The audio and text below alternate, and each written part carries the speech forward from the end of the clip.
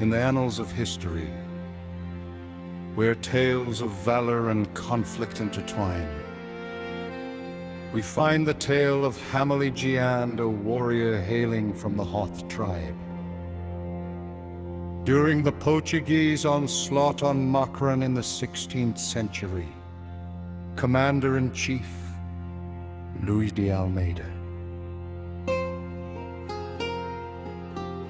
The Portuguese launched their onslaught on the coast of Makran in the 16th century, the region looting and burning villages along the coast. In 1581, brutal attacks on Guadar and Pasni followed. The towns were razed to the ground on the pretext of local support for the Ottoman Empire. Mir Hammal raised the call for battle and resisted the invasion, and the Portuguese had to retreat. Soon after, a treaty was negotiated in which the Portuguese agreed not to attack the coast of Makran again. However, the agreement was not to last. Legend has it that the tribal chieftain, Mir Hammal Hoth of Kalmav, was at sea with some fishermen when 4 Portuguese ships surrounded his small boat. The Portuguese called out to Hammal, declaring their intention to capture him. Hammal, fearless as always, called on his companions to fight. Mir Hammal was fighting with sword with the Portuguese. When his sword broke into pieces, he took out his axe and fought fearlessly until his axe slipped away, but he didn't let go the fight and fought with bare hands until the Portuguese threw a net on him and caught him. However, the fishermen, his friends, are remembered as cowards. They jumped into the sea and swam away, abandoning him.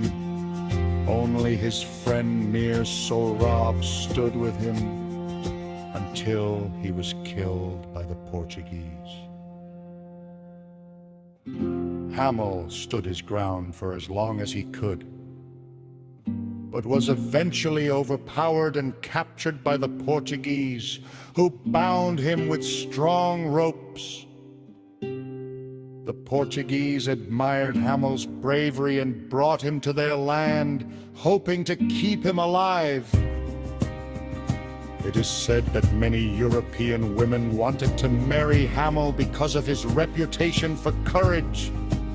However, Hammal refused, saying he could not betray his culture or his people.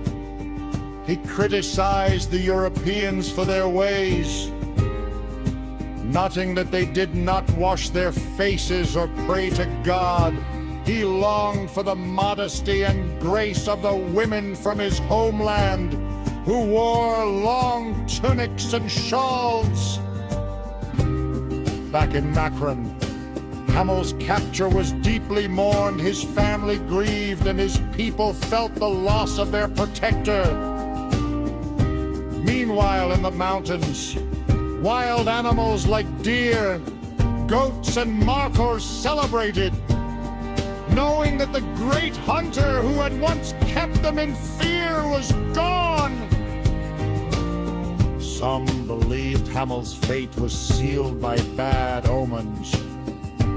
He had left for the sea on a Saturday, a day considered unlucky by some, and this was the day he was captured.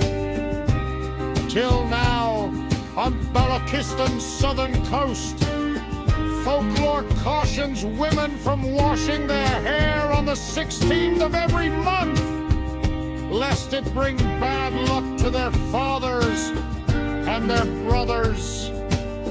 The poetry also mentions Hammal's last letter before his death. He sent a message to his loved ones, asking them not to prepare special meals or sing songs for him. because he knew he would never return.